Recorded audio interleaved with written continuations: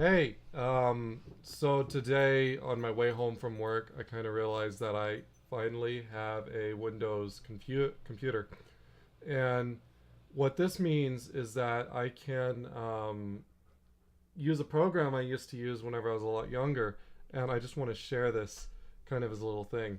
So, whenever I was in sixth grade, I asked a question on an internet forum if somebody had a audio editing program, a MIDI editing program that I could use to compose with that wasn't based on a piano roll because I couldn't really use a piano roll. So they told me about this program called Anvil Studio, which is right here. I'll be getting there in just a moment. So what I would do is I'd have this program and I'd play around with it, and it was free, which was wonderful. So I would do some compositions, and then I kind of had this idea that, well, it's staff based, so can I play an instrument while it plays?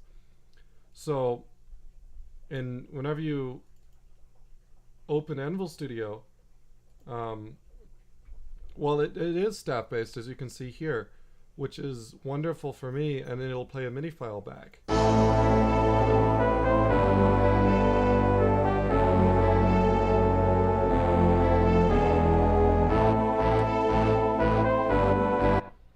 And it'll, it's general MIDI, so the sound quality is not great, but it blew my mind the first time I heard it, because before that I was on a Windows 95 computer with FM synth.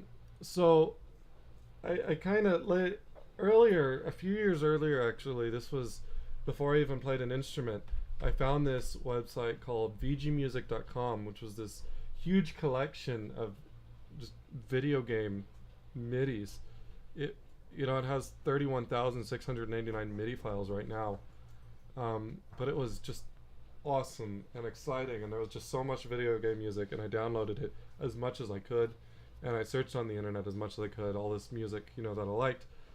Well, I later found out that, I could find a game I liked, and then I could find MIDI files from that game of the music I like, and I could open it in Anvil Studio and look at the notes. So let's say if we were to go Super Mario Bros. 3, like the ending theme from Super Mario Bros. 3, let's just download this MIDI file right here. So I could go to Anvil Studio and open the MIDI file in Super Mario Bros. 3. And so I'd play it.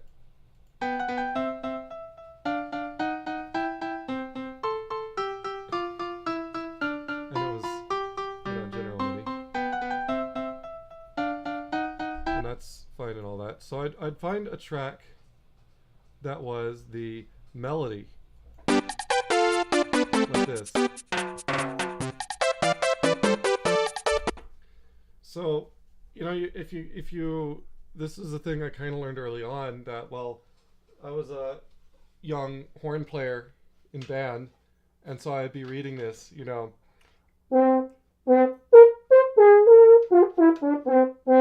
I'd be playing it and it wouldn't really sound right. What my ear was telling me what I was playing, wouldn't be a thing. And a lot of the times I wasn't even really even reading rhythms. It was just reading pitches. And so, I know how the rhythm goes, and so I'd be reading the pitches. Well, then I kind of later figured out that I have to change the pitch of the thing. And so I could go to track and transpose the entire track. And, well, it would give me this little window here, and I would think, okay, so I need to go up 7 semitones to make it a, for horn. And, well, whenever I transpose it up 7 semitones, it would start going really, really high. 6th and 7th grade me looks at B's and C's above the staff, and that's, that's way, way too high. And so, well, then I'd go and do it minus an octave, and, well, why don't I just do -5 in that case, in case it goes too high?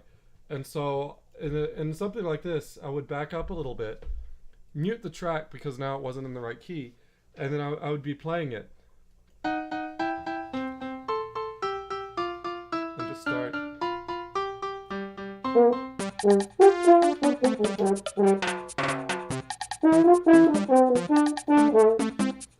You